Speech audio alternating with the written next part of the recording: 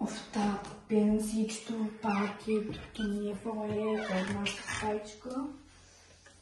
Сега се върнахме в закуска. Пушка. Не забравяме за басейна. Айде, Масичима, дета. Ето та, най-накрая.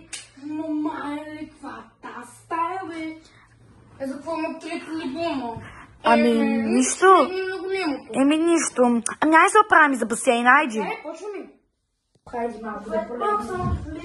Не сме почваме да се оправим. И да се оправим, че как беше киното.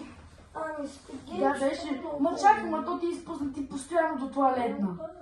Що така? Защото ме преразва. Там вода сигурно някой макнал ми е продавал.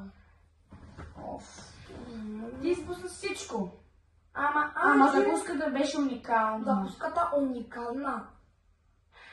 Нямаше тако с Масичима. И вечерката ще ни очаква. Да. И сега след малко обядваме, нали? Да. Направих ще има кюфтета с картофки. То тук в рибарица много хубаво. Много хубаво, верно. Закуската хубава, вечерата хубава.